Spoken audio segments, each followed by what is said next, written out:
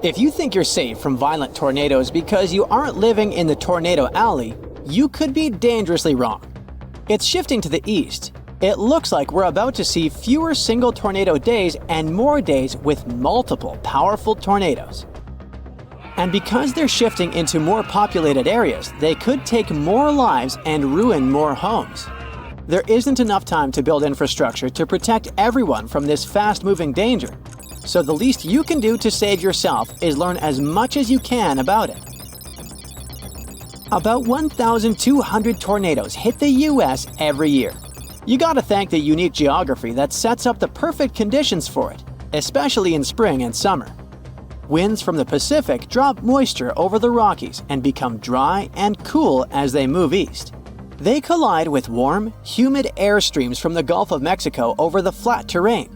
And that's how unstable air and wind shear, which are the perfect conditions for tornadoes, are born. Historically, tornadoes were most common in Tornado Alley. This term was first used in the 1950s by two meteorologists as the title for their research project to study extreme weather in Texas and Oklahoma.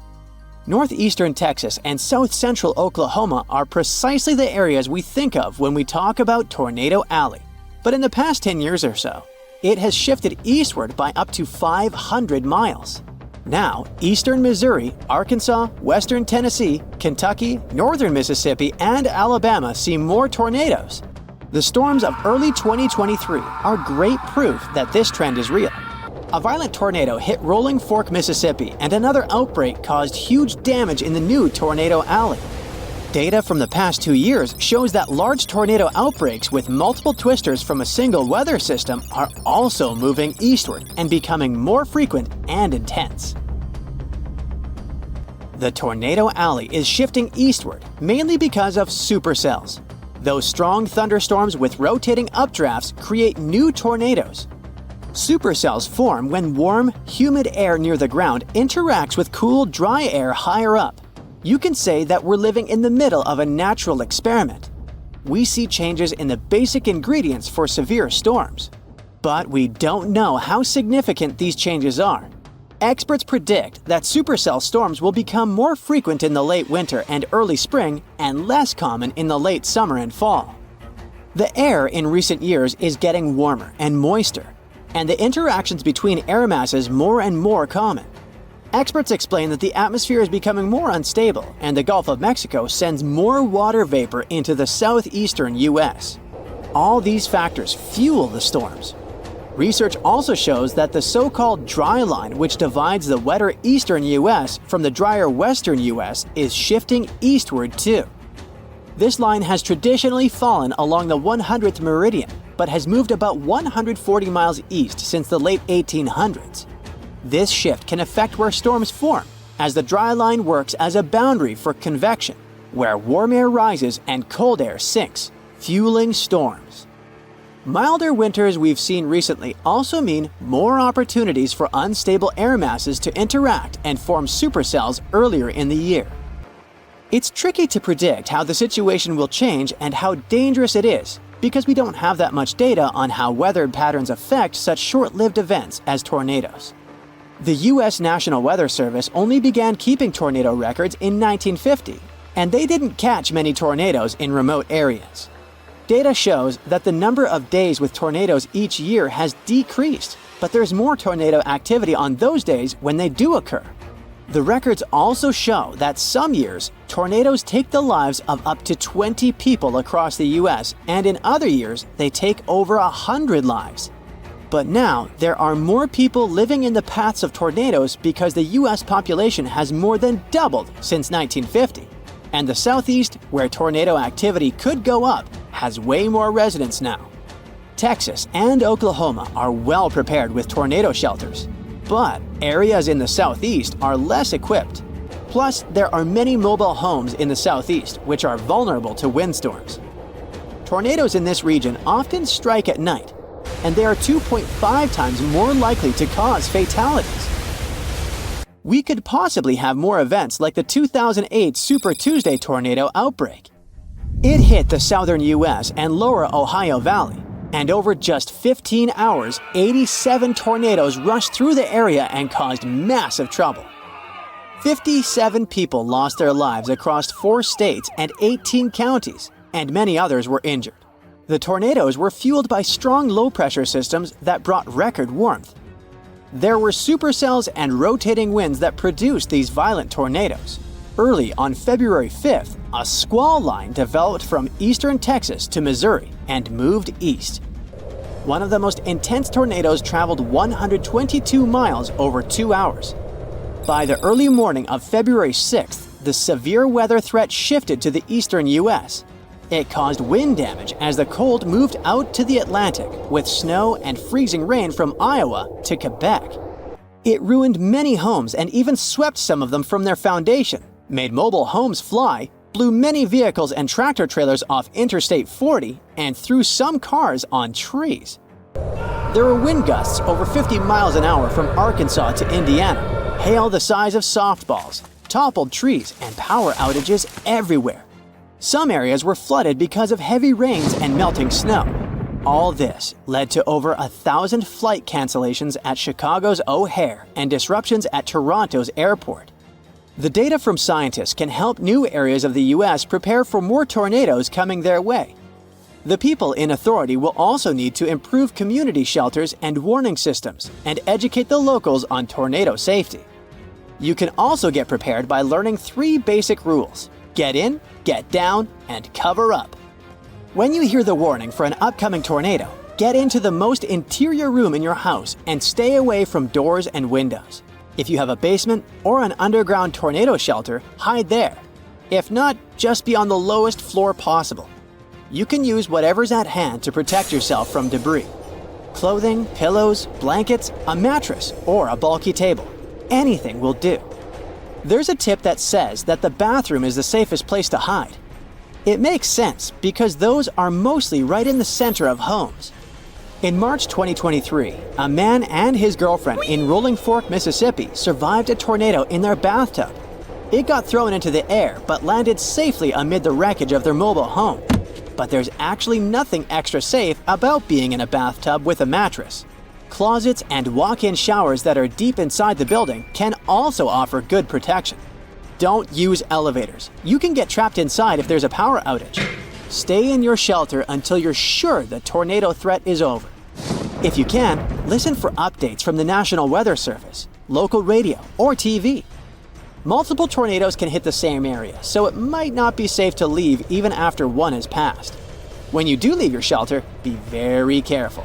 There could be flooding, debris, collapsing buildings, and blocked roads.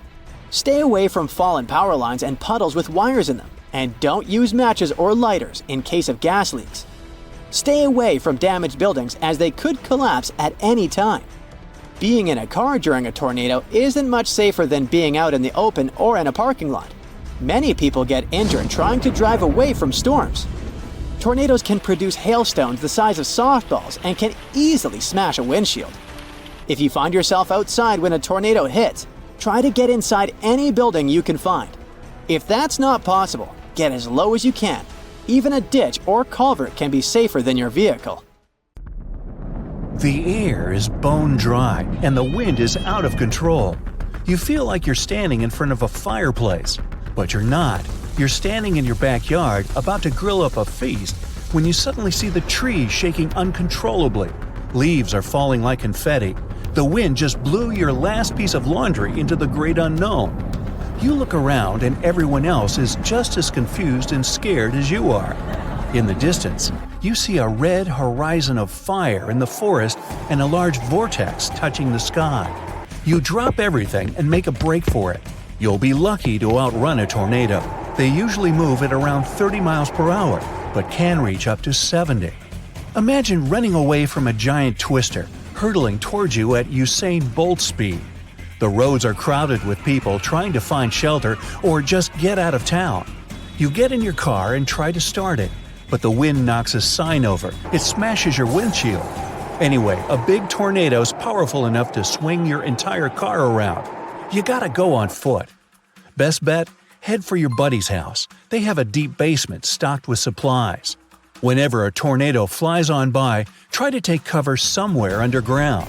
If you don't have a basement, avoid any windows and try to stay underneath something sturdy to protect yourself. You're running to your friend's place.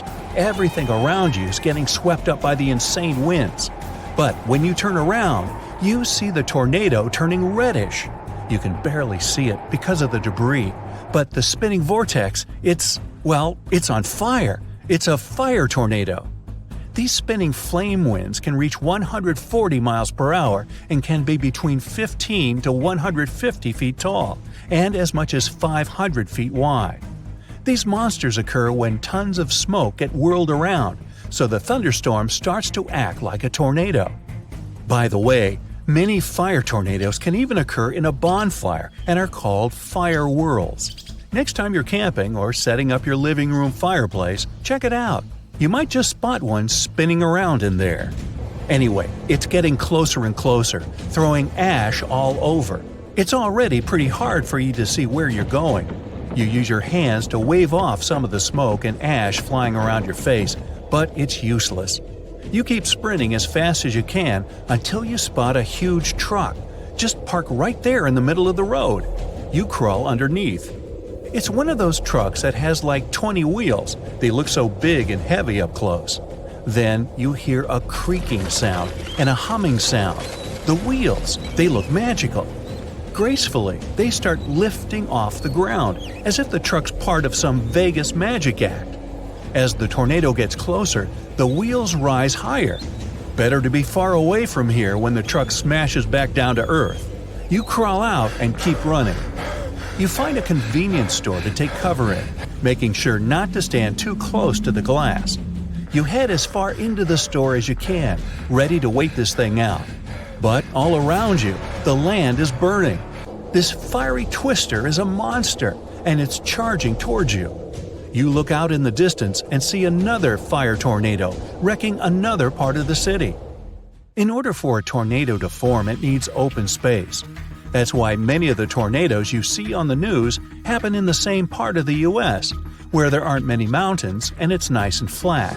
But of course, they can happen anywhere. It's not normal to see tornadoes in the bustling downtowns of America's biggest cities. They need a lot of open space for the rotating vortex to happen. But today is not a normal day. A tornado forms in a supercell thunderstorm. That's when you have two different air temperatures going at it. The vortex you see in tornadoes forms when warm air and moisture come in from above. Below, it's a mess. The end result, the huge spiral funnel cloud we see in every tornado movie. Meteorologists can predict tornadoes somewhat by monitoring the amount of moisture in the air. Every second counts, so keep the TV on next time there's a storm brewing near you. But this doesn't really apply for a fire tornado. The winds are getting stronger and you're feeling the heat even inside the store.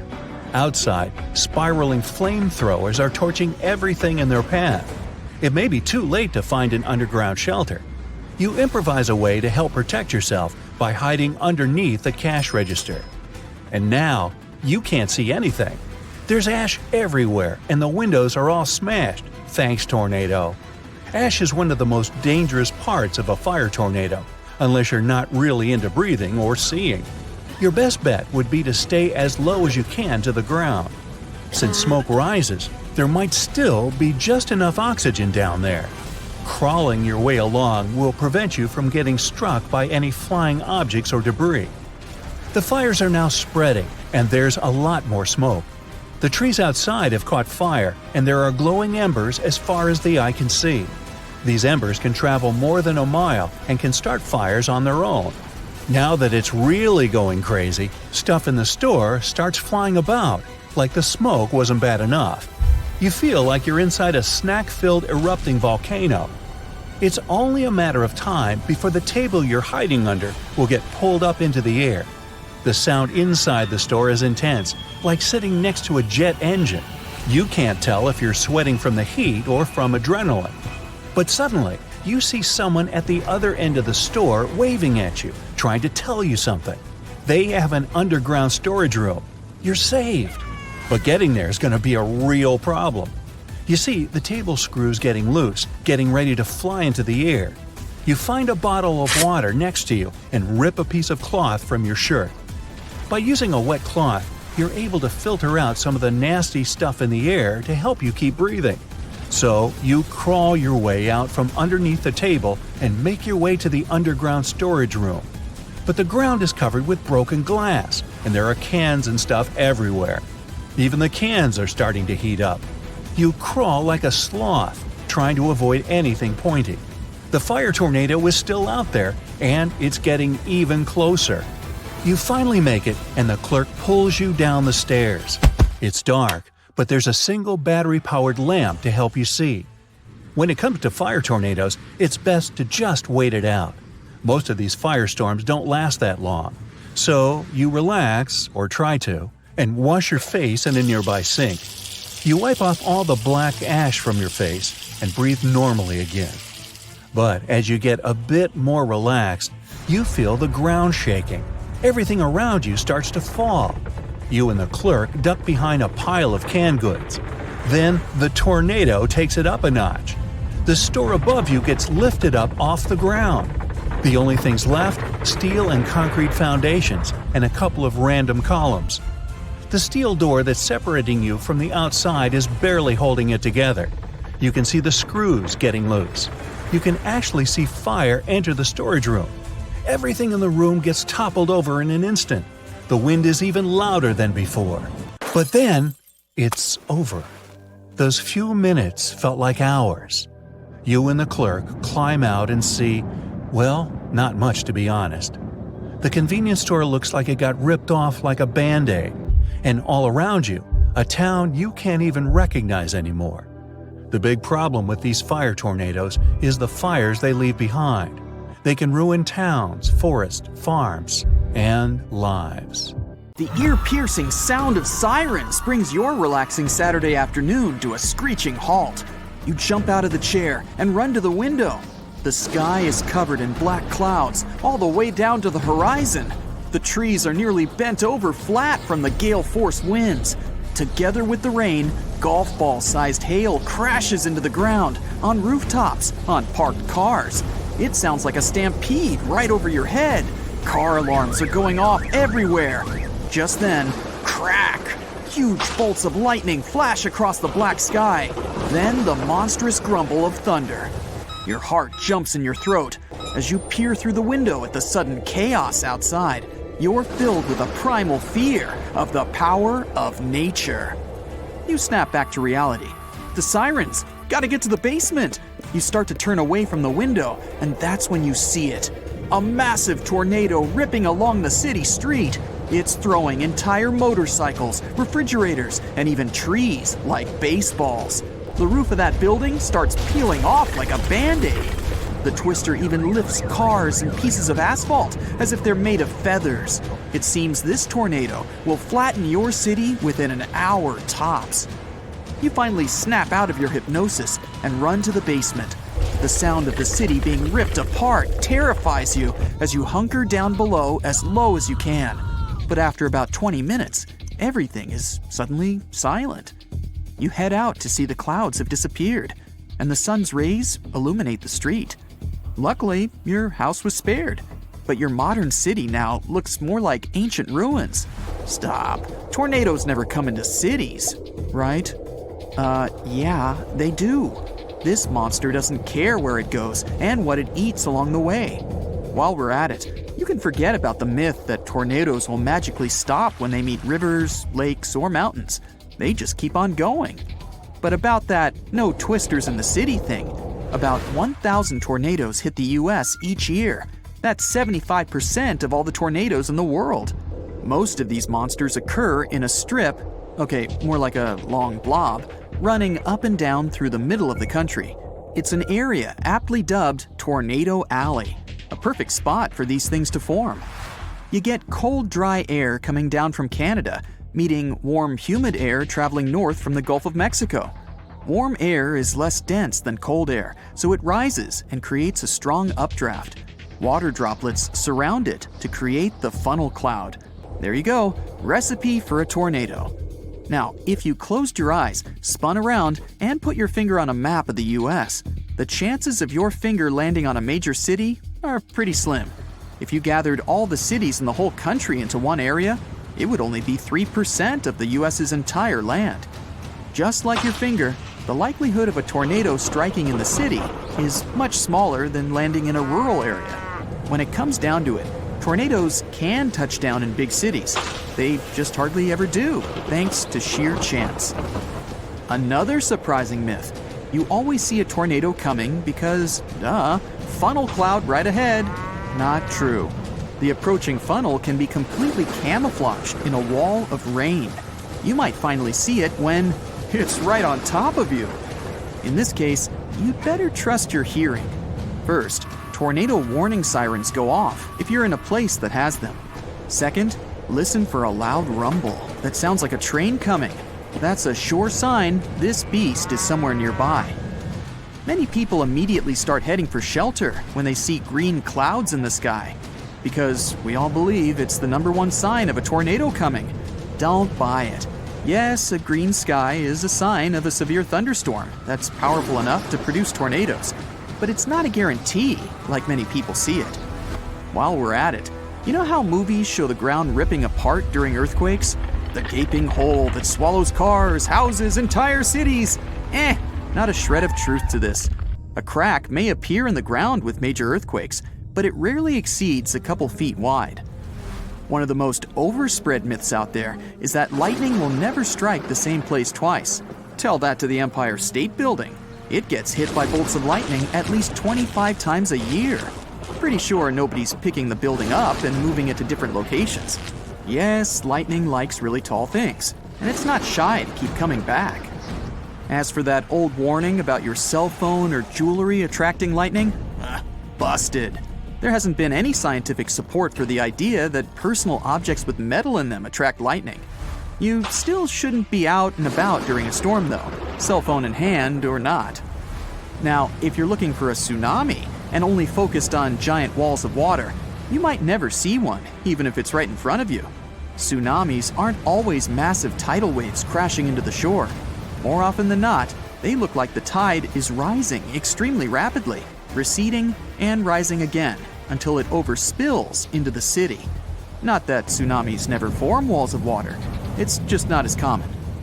Picture Earth. Are you imagining a perfect ball? Well, to resemble the truth more, squash the poles down a little. There, now you have a realistic Earth. Scientists call the Earth an irregular sphere, or ellipsoid in fancy terms. The planet rotates on its axis, causing the equator to bulge out a bit, just like what happens when you spin fast on a merry-go-round. You feel pulled out and away from the center. What's the highest point on Earth? Everest, of course. But if we go from the point furthest away from the center of the Earth, the crown goes to Mount Chimborazo in the Andes. Its peak is actually 6,800 feet closer to space than the summit of Everest. That's because Chimborazo sits near the equator, where the planet's bulge is greatest. The blue whale weighs as much as 30 elephants, makes sounds louder than a jet, and eats 4 tons of food every day. It's the largest living creature this planet has ever seen. Only, not technically. Head to the Malheur National Forest in Oregon, home to a creature that weighs as much as 20 blue whales. The honey mushroom is a humongous fungus colony united into a common system.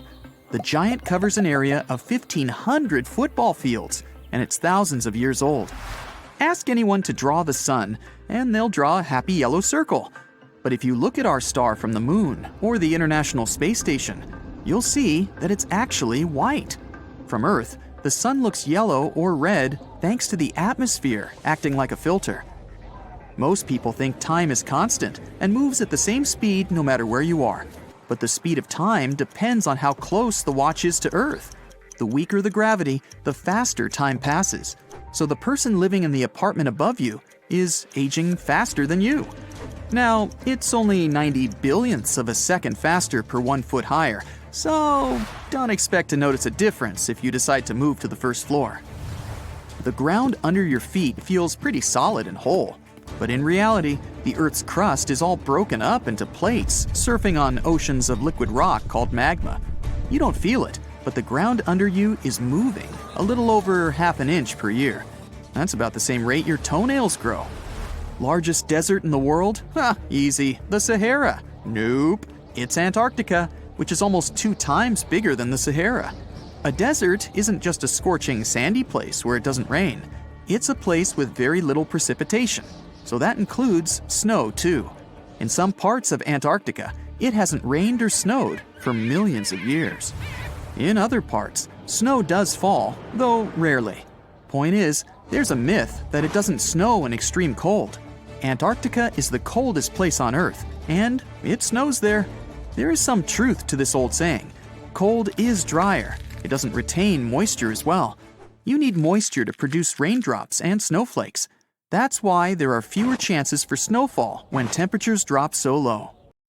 June 29th, 1764, seemed like a regular day in one small picturesque town in Germany, Waldeck. Residents were in church. Little did they know that a powerful storm was about to hit the area. It wasn't just an ordinary storm. It was a strong, swirling tornado getting closer and closer. It was an F2 tornado at the beginning, strong enough to uproot trees like oaks and beeches. But as time went by, it grew and became more powerful. It even picked up 2 children on its way and threw them into a lake. Something strange happened too. The water level in the lake rose and then quickly retreated. Leaving the lake behind, the tornado struck a house, tearing off the roof and knocking down the walls. Then the tornado changed direction and headed east-northeast, increasing its intensity to F3 level. That's when something fascinating happened. A possible twin or satellite waterspout merged with the tornado along the shore of Lake Luzin. It was like 2 tornadoes coming together. It got wider and stronger, so it started snapping and uprooting solitary oak trees, flinging them 115 feet into the air. It left behind a barren landscape, removing crops, grass, and even topsoil. Back then, people couldn't even read or write very well, let alone use devices that could predict a tornado. This one was so strong it destroyed houses, barns, and even uprooted trees. Such a terrifying thing to see.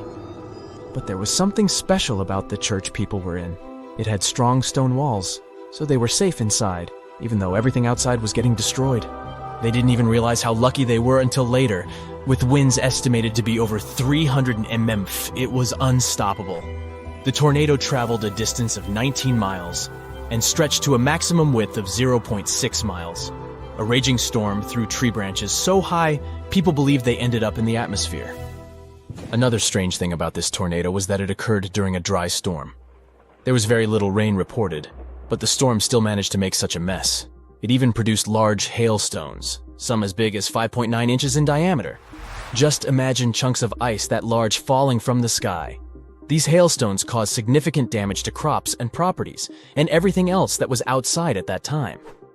After the storm passed, one scientist, Gottlob Burchard Gensmer, studied the damage and talked to people who had witnessed the tornado, only to realize this was one of the strongest tornadoes ever recorded in history. It reached F5, the highest rating on what's called the Fujita scale, which measures tornado strength. It took an hour for the madness to stop. Back in 1925, people in northeast Missouri didn't have an organized tornado warning system either. It took them by surprise when one day, in the early afternoon, they saw a tornado forming in that area. At first, it was a small one that briefly lifted off the ground. But as time went by, it started growing into a massive monster. Meanwhile, in West Frankfort, Illinois, some miners were working deep underground, about 500 feet below the surface. Suddenly, the power went out, and they knew something was wrong. They quickly started climbing up the shaft to get to the surface. When they finally made it, they were in for a terrible shock because of the devastating consequences of this giant tornado. The tornado didn't even stop there. It kept on making a mess as it traveled a long distance. It plowed through the land for a whopping 219 miles, all the way from near Redford, Missouri to the east of Princeton, Indiana. It moved at a crazy speed of 73 miles an hour. In one town, Murfreesboro, Illinois, the tornado wiped out a staggering 100 blocks of the town, plus another 70 blocks ended up destroyed by fire. In another town, Griffin, Indiana, not a single building was left standing. the tornado got weaker only at 4:30 in the afternoon. This tornado, known as the Tri-State Tornado, really made history as the worst and longest-lasting tornado ever recorded in the United States. In April 1965, people in the region of the Great Lakes started complaining about this weird heat. The forecast showed no storms for that area. It was because of thunderstorms sweeping across the upper Midwest of the United States. These storms were insane and so powerful they created 51 tornadoes in just 12 hours. The states of Indiana, Ohio, and Michigan ended up being hit particularly hard. Something unfortunate happened during this time. All this caught the forecast team, the National Severe Storms Forecast Center in Kansas City, Missouri, off guard. They quickly tried to send out warnings to let people know what was happening, but many people didn't hear the announcements because there were no outdoor tornado sirens at that time. Additionally, a lot of TV and radio stations didn't regularly broadcast weather alerts. Power was gone, and telephone lines didn't work, which meant many towns were completely cut off from communications. People couldn't receive the warnings because they didn't have access to electricity or working phones.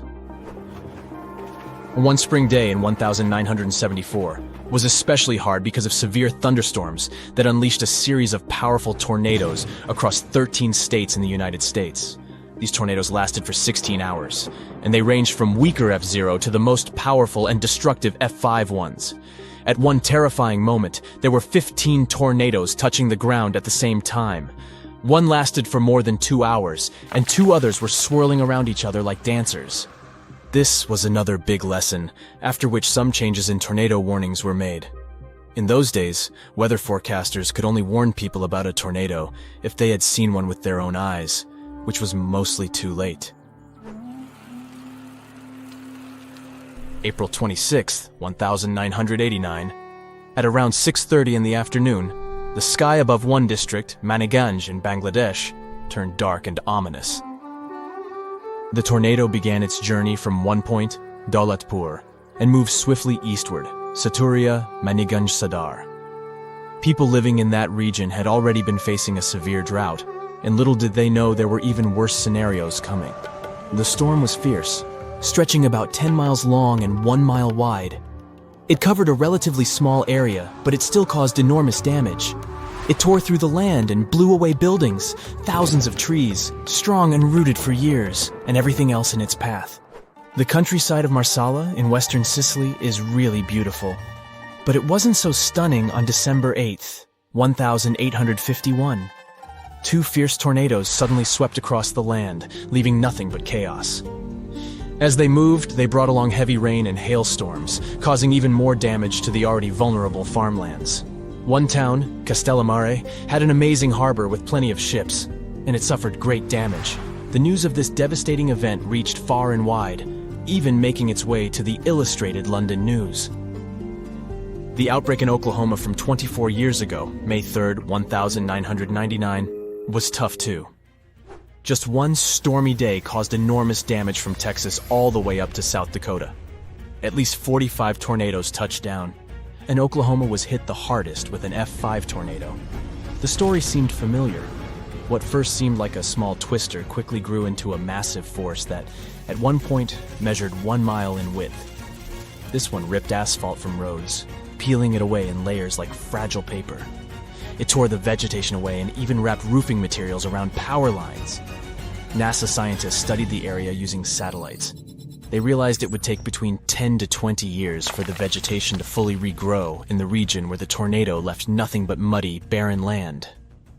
Oklahoma is in a pretty unfortunate spot when it comes to tornadoes. Take 1947 as an example. The Woodward tornado got named after the city it had struck. This monstrous tornado was massive. It reached 1.8 miles in width, and it raced forward at an incredible speed of around 50 mph. Before reaching Woodward, the tornado had already caused a lot of mess in other towns along its path.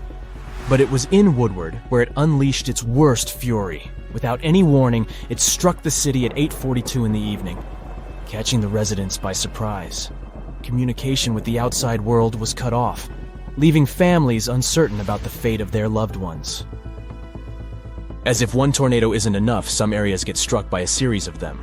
In 1908, an outbreak of tornadoes swept across the eastern part of the United States, from Texas to Georgia and then northward from Oklahoma to Tennessee. At least 34 tornadoes touched down. Nature showed no mercy. Buildings were torn apart, and once thriving streets were reduced to rubble. The Fujita scale measures tornado strength based on two things: the speed of the winds and the amount of destruction caused. F5 tornadoes are the strongest, most destructive ones. I mean, some people talk about F6 tornado with winds that could blow at over 300 miles per hour. If this one was passing by, you'd definitely know how Dorothy felt. Luckily, F6 exists only in stories, and Oz is the last place you are likely to end up at.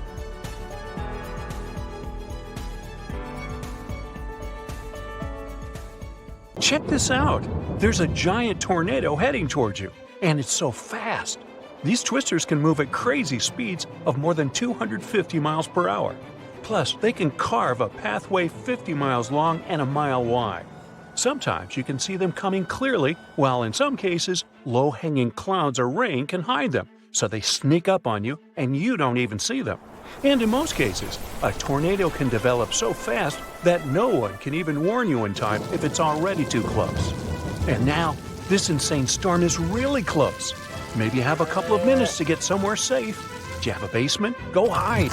Or maybe, I know this is a crazy idea, but what do you think about going inside a tornado to check what it would be like?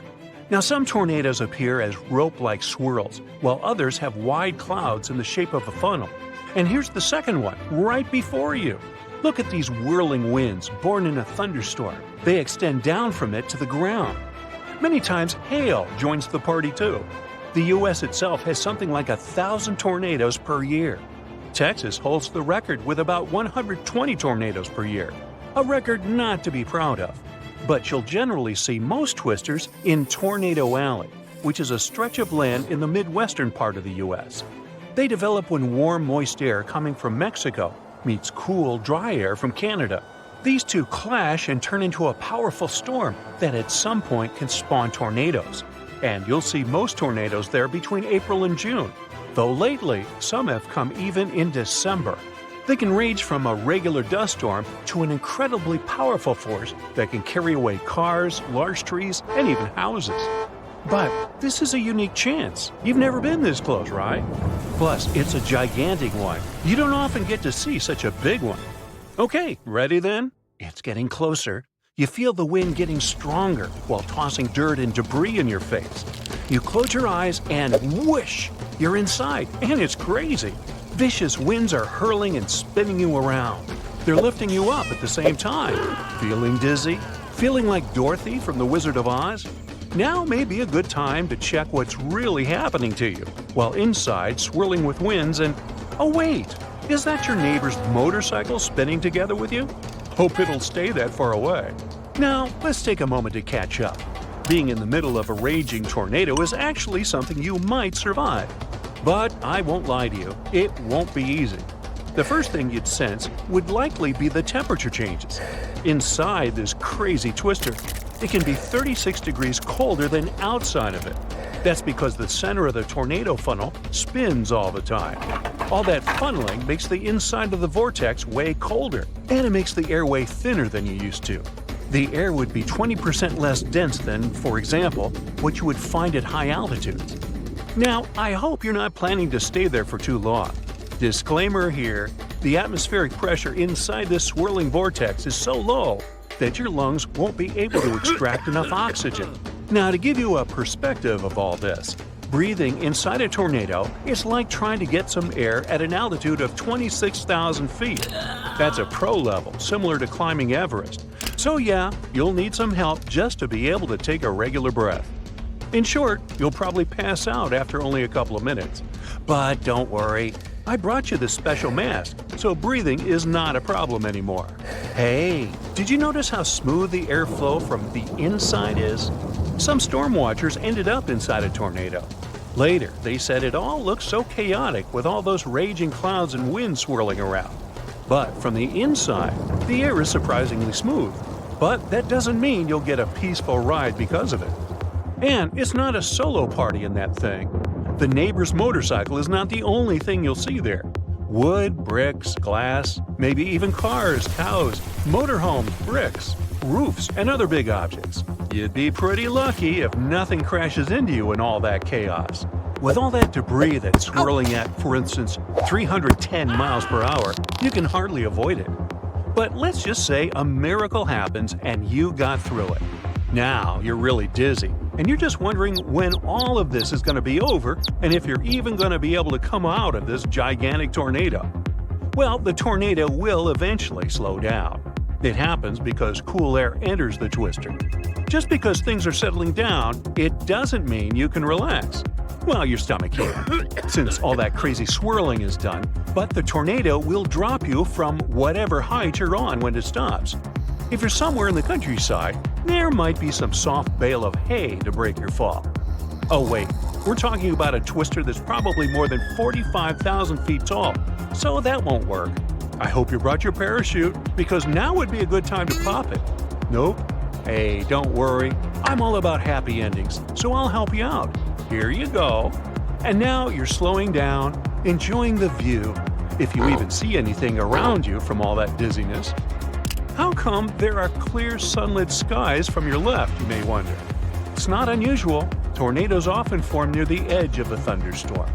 It's like a border between two different worlds. And it wasn't even windy. Plus the air was very still before it hit, right? Well, that's common too. Okay, I think you know this kind of scenario is impossible in reality. So it would be best to find a safe spot quickly if a tornado is close by. Use your underground shelter first. And if you don't have one, your basement could be the next best choice. Prepare ahead of time with a battery-operated TV or radio, together with fresh batteries, or a device with internet to be able to hear the latest updates on the tornado. Include some non-perishable food, water, and other essentials prepared too. As it turns out, some people really were picked up by tornadoes, and they managed to go through it. A tornado actually dropped them a few hundred feet away without a scratch. Hey, I'd say that's a whole lot of bother just to save some bucks on Uber. But you can't have a guarantee you'll be safe or where you'll end up. It would be incredibly hard to get out of one of those big and fierce ones, though, like supercells. They fall into the category of the strongest type of storms, mostly thunderstorms.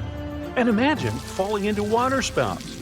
Those could be fine, though, at least the beginning, because they're weak and they form over warm water. So they could be like a part of your spa day, at least until they move inland and turn into a real tornado. Now, dust devils wouldn't be that pleasant. They're not that big, but we're talking about columns of air that rotate at large speeds. And you can easily see them because of all that dirt and dust they pick up, which is why you need glasses for that. Whoops, wait, I forgot that, so I can't help you this time. But if it makes you feel any better, they're not associated with thunderstorms. Don't know why that would make anyone feel better when I think about it. But if you're willing to jump into a fire tornado, I'll find you a special suit that will keep you safe while spinning through smoke, gas, and flames. I promise. Columns here are narrow and they rise vertically into the air, similar to a dust devil. Of course, the heat is crazy. And as updrafts are becoming stronger, and if there's enough dry fuel, a fire whirl is turning into a real fire tornado that extends from the ground up to the cloud, moving incredibly fast. Okay, let's stop now. I'm pretty dizzy.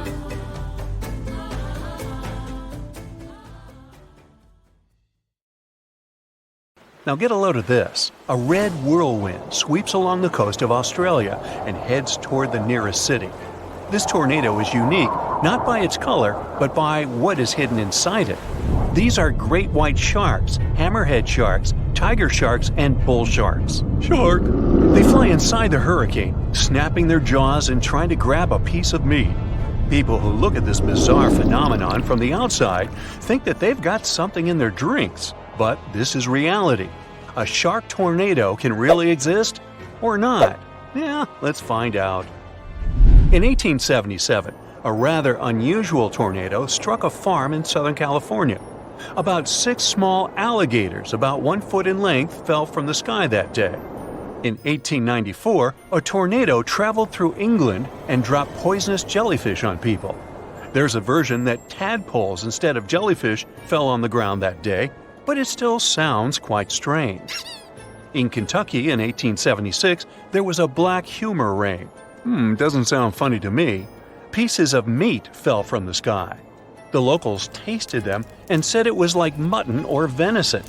However, later, birds discovered that a flock of buzzards had flown over that area. The birds felt unwell and regurgitated their lunch right in the air. And then, I assume, so did the locals who tried it. In 1947, fish fell from the sky in Marksville, Louisiana. In 2005, there was a rain that contained thousands of frogs in Serbia. In 2010, a small town in Australia was hit by a rain of perches, fish. And now, imagine that all these strange phenomena were caused by one villainous corporation where evil geniuses work. And one of them is you. So, you decide to make the most incredible natural cataclysm in history, a tornado of sharks, or Sharknado. It seems like it's impossible, but you're going to try, because you have nothing better to do. So first, we need to understand what a waterspout is. It's a column of rotating air filled with clouds. This vortex occurs during a thunderstorm when warm air releases a large amount of heat. This heat becomes the energy that moves the rising air currents. This warm, moist air goes up, and cold, dry air descends. The difference in temperatures preserves instability and helps tornadoes develop. When it forms over the water, a tornado becomes a waterspout. It can draw in particles of seawater, some objects, and even fish. But everything depends on the strength of this vortex. You've probably seen it when tornadoes lifted cars into the air or tore the roofs off of buildings. There's a video on the internet where a tornado raises cows into the air, and an ordinary cow weighs about 1,400 pounds. Ooh. Now, in comparison, the great white shark is about 4,400 pounds. If a tornado could lift several cows, it could cope with a shark. But besides the great white one, there are tiger sharks, bull sharks, and hammerhead sharks. All of them weigh less. Therefore, there's no doubt that a tornado could possibly lift them into the air too. Okay, now we can assume it's in the realm of possibilities. The next step is to create a real tornado. To do this, you need to heat the air and then make it rotate. The cold air will start to go down and you will get a whirlwind. One engineer from Canada named Lewis built devices that created tornadoes. He made several prototypes before assembling a real vortex engine. According to him, anyone can do it. However, these vortices were small. His device created thin jets of air that swirled and produced mini tornadoes, which then quickly dissipated due to strong winds. Lewis started developing this idea to get a new source of electricity, but he needed to create a giant vortex that would go into the sky to power several houses. He didn't have enough finances and opportunities to do this, but the place where you work has enough money to do it. You take the concept of the vortex engine and invest several $1 million. You build several large turbines that direct air to one point and then heat it with the help of a powerful generator. To give your tornado more destructive power, you electrify the atmosphere. You can control the tornado and change its direction using a special control panel. You little evil mad scientist, you. So you come to the coast of Australia, where there are many sharks of different species. To force them to gather in one place, you must throw several tons of minced meat into the water near the shore. Let me suggest that you don't do this by hand. The sharks immediately come there as soon as they smell the food. But there's a problem. These animals feel changes in the weather and don't approach the center of the storm. Therefore, to make sharks take risks, you need to make them angry and hungry enough. You go, Dr. Doofenshmirtz. You spend millions of dollars to organize large-scale fishing. You throw huge nets into the water, and within a week, catch all the fish, shellfish, and other marine life that can become dinner for sharks. You move all the prey into giant aquariums and wait for the sharks to get hungry.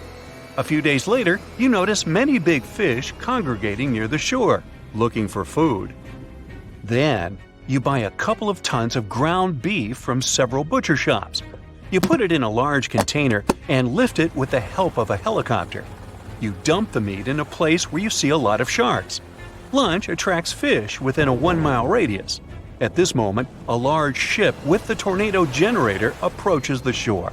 Hey, can't quit now, right? You start the engines, and strong flows of warm air accumulate in the sky. Electricity flashes, and condensation creates rain. A powerful vortex begins to form in the sky. You control it and direct it towards the sharks. The whirlwind pulls pieces of ground beef from the water. The dust particles mix with the meat, and the tornado turns red. Oh, I think I'm gonna barf. You increase the strength of the wind and see how the sharks begin to rise into the air. More precisely, they jump out of the water to grab the meat, and the tornado picks them up. When several sharks are inside the vortex, you direct them toward the shore. People are running in horror. Some sharks fall back into the water, and some fall to the beach. The hammerhead shark falls right into the kitchen of a coastal restaurant and eats the whole menu. The shark is also a pig. You direct the Sharknado into the city. The storm lifts trees and cars into the air and rips off the roofs of houses. Some sharks fall down to the streets. People are running in different directions. The shark vortex passes through the city, scattering sharks. Of course, sharks don't crawl on the ground and don't try to eat people. They're just in shock and don't understand what's going on. Hey, what can I say? It's a PG Sharknado. Even in the ocean, sharks don't like to bite people. All attacks occur because sharks mistake them for seals or other sea creatures, which all look like food. Also, toothy fish can swim up to people out of curiosity. And now they're disoriented and having big breathing problems. Fish need a constant flow of water passing through their oxygen-extracting gills. Depending on the species, sharks can last without water for several minutes to an hour. At this moment, you realize that you have carried out not a villainous plan, but a stupid thing that has caused so many fish to suffer. Now, you need to fix everything.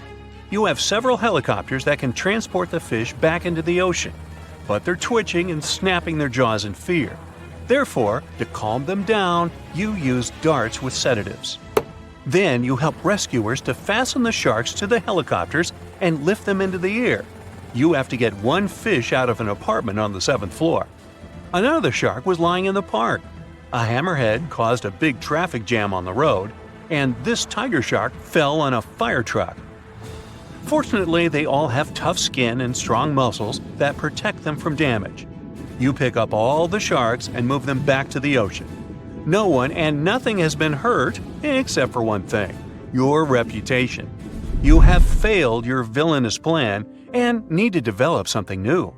This time, you'll create something that will really terrify people. You will invent a YouTube channel with nothing but ads. Alternate ending. You will invent a mega flood of spiders. Ew. Uh-oh, a strong wind is blowing. Black clouds cover the sky. Thunder is rumbling and is pouring down with rain. A storm is coming, but you don't care. You're sitting in your apartment listening to music and typing something on your computer. You hear a thunderclap. Look out the window and see a heavy downpour, a tornado, and lightning flashes. You close all the windows and go back to the computer. And then, bam! It seems that lightning has struck near your house. Your laptop and all electrical appliances in the home go off. The light goes out. You get scared. At this moment, you hear a strange hissing sound. You see how, like a phantom, a round, glowing ball of electricity flies into your house through a closed window. It penetrates your room, hovers in the air, waits for something, and then flies back through the walls. The lights turn on, and everything comes back to normal. You've just seen a real natural phenomenon called ball lightning, and you're fortunate to be alive after meeting it.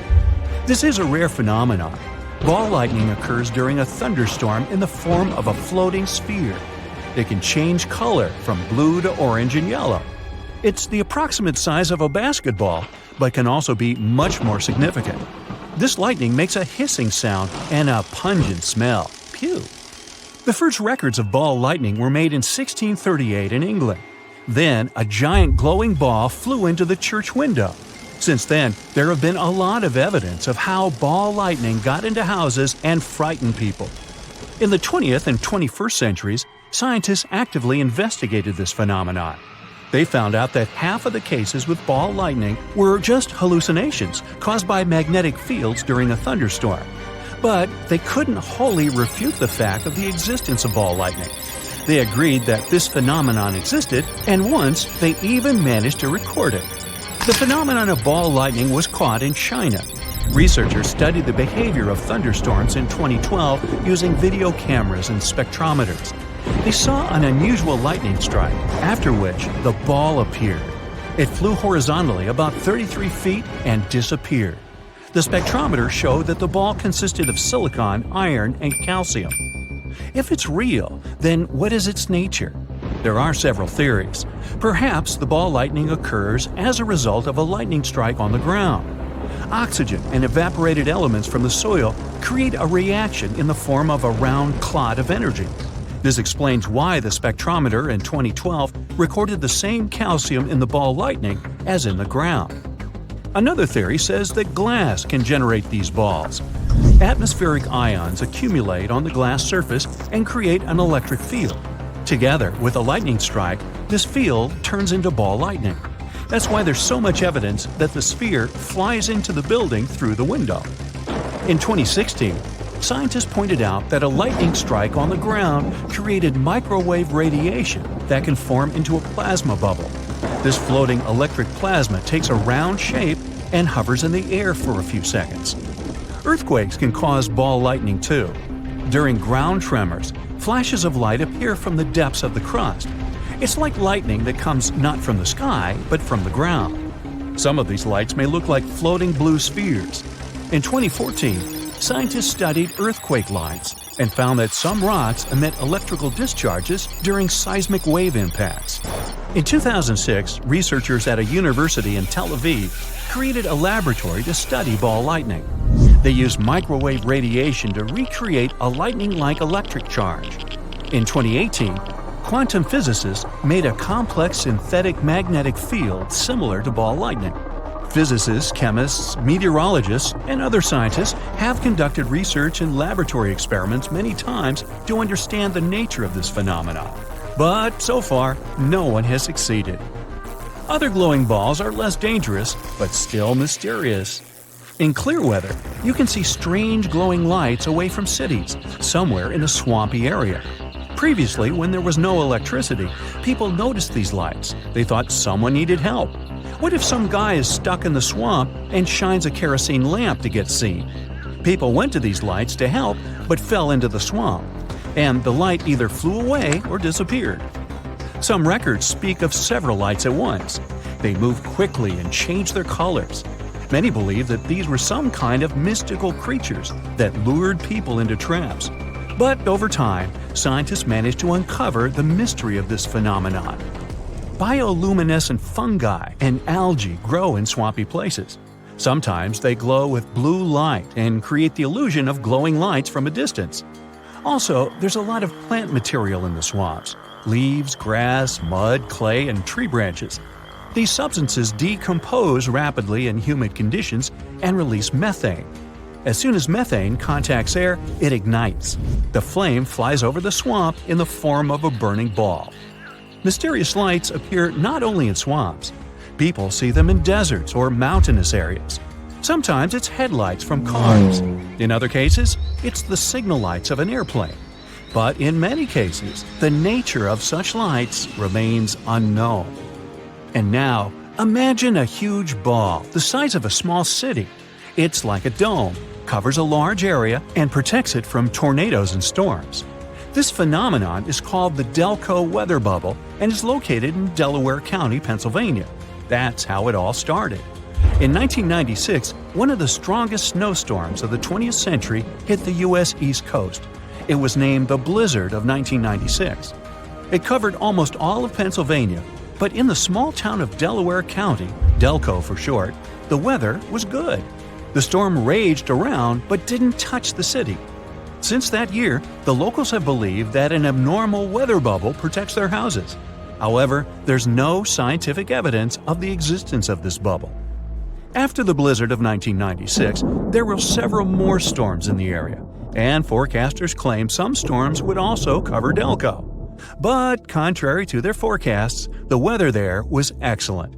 Strangely, there is no meteorological evidence of this. One of the residents decided to investigate this phenomenon seriously. He followed the weather forecasts, looked at satellite photos, and saw how the black clouds diverged around the city. It rained heavily in the neighboring towns, but not Delco.